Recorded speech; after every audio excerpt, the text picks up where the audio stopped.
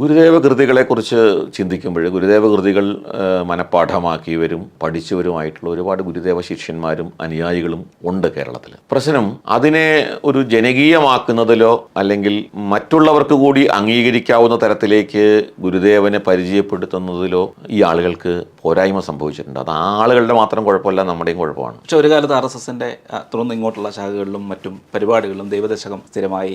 ഞാൻ ദൈവദശകം പഠിച്ചത് RSS ശാഖയിൽ നിന്നാണ്. അപ്പോൾ ദൈവദശകം പോലുള്ള കൃതികൾ ഇപ്പോൾ അതിന് കുറച്ച് മാറ്റങ്ങൾ ഈ അടുത്ത കാലത്ത് വന്നിട്ടുണ്ടെങ്കിലും ശ്രീനാരായണ പ്രസ്ഥാനങ്ങളുടെ മാത്രം ചുമതലയല്ല അത് എന്ന് ഞാൻ വിചാരിക്കുന്നത്. അതിപ്പോൾ സംഘത്തിന്റെ ഭാഗത്ത് നിന്ന് RSSന്റെ ഭാഗത്ത് നിന്ന് ഒരു പക്ഷേ ഇംഗ്ലീഷിൽ നടരാജഗുരുവിന് ശേഷം ഗുരുദേവനെ ലോകത്തിന് പരിചയപ്പെടുത്തിയ ഒരു ഇംഗ്ലീഷ് കൃതി എന്ന് പറയാവുന്നത്, ആധികാരികമായൊരു ഇംഗ്ലീഷ് കൃതി എന്ന് പറയാവുന്നത് പരമേശ്വർജിയുടെ പ്രൊഫറ്റ് ഓഫ് റിനീസൻസ് എന്ന പുസ്തകമാണെന്നാണ് എൻ്റെ ഒരു ധാരണ. അതല്ലാത്തൊരു കൃതി ഏതാണെന്ന് എനിക്ക് കൃത്യമായിട്ട് ഗുരുദേവന്റെ ജീവചരിത്രം പരിചയപ്പെടുത്തിക്കൊണ്ട്. അപ്പോൾ ഗുരുദേവനെ പരിചയപ്പെടുത്തുന്ന ഹിന്ദിയിലും ഇംഗ്ലീഷിലും ഒക്കെയുള്ള ഗ്രന്ഥങ്ങൾ ധാരാളം വരണം.